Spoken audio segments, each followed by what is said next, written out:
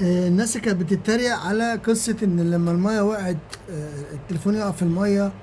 وأنا قعدت أقول لهم خلي الرز ينفعكوا. طبعا في بعض الناس فاكراني إن أنا يعني بتريق عليهم. مش بتريق عليك يا حبيبي، أنت عامل كومنت وعمال تشتمني علي. أنا قلت لك إن ده غلط جدا قصة الرز. يعني أنا عايز بس، أنا ما وريتكش الأضرار في الفيديو اللي فات، أنا وريتك أنا كنت بعمل إيه. لكن شايف مثلا الجهاز نفسه أهو معايا. الجهاز ده انا قدرت ان انا الحمد لله احيي البورده دي واشغلها تمام. تعال شوف حضرتك، انا فاكك الشاشه. شايف كميه الاملاح؟ انت بتتريق عليا وبقول لك هنشيل الملح منه. ما مملحه. كل ده ملح اللي انت شايفه ده، مملحه البورده. قطعت الشاشه طبعا وعملت صدور فيها. كانت قطع اضاءه، شغلت اضاءه بس الشاشه ما زالت بايظه. طبعا هنا قطعت مسار الموجب بتاع الشحن، اضطريت اعمل بريدج. لكن هل المايك شغال؟ معرفش. السبيكر 90% مش هيشتغل. انتوا شايفين اصلا المنظر بتاع الكونفرت عامل ازاي؟ متاكل. شايف المنظر؟ متاكل. الملح كان واكله اصلا. الميه بتتفاعل مع النحاس، بتعمل ملوحه، فبتاكل الرجول دي يا جماعه والكونفرتات، فبتبوظها زي ما انتوا شايفين. واكله الطرف ده خالص اصلا. عشان كده انا عملت بريدج من الجنب. طبعا ممكن تكون عامله قفله ما تشتغلش.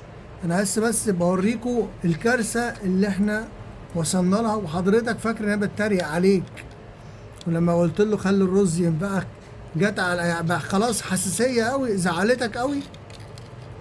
انا بنصحك يا حبيبي وانت براحتك. لما يقع بقى تليفونك في الميه بحطه في الرز، بعد كده هتفتكر ان انا كلامي صح. لما تشيل تليفونك من الرز وتلاقي ان التليفون الرز ما عملكش حاجه، خلاص بقى هتروح عند حد يفتحهولك بقى يشوف لك الكوارث.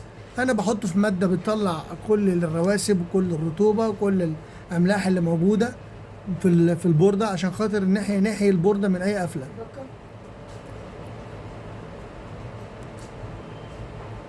فهمتوا؟ فانا بجيب لكم الموضوع على ارض الواقع دلوقتي. فانا الحمد لله انا عرفت اشغل التليفون واوصل لان البورده تشتغل معايا. طبعا ضرت ايه؟ ضرت الفلاته دي مش هتنطق. فانا فكيتها وتقريبا عامله قفله. طبعا البطاريه فكيتها كان فيها برضو ملح. شايفين المنظر؟ شايفين الشاشه مخططه ازاي؟ كانت شغاله فيها كسر ده بس كانت شغاله ماشي. لكن شايفين المنظر؟ سطرت. ده بسبب الميه.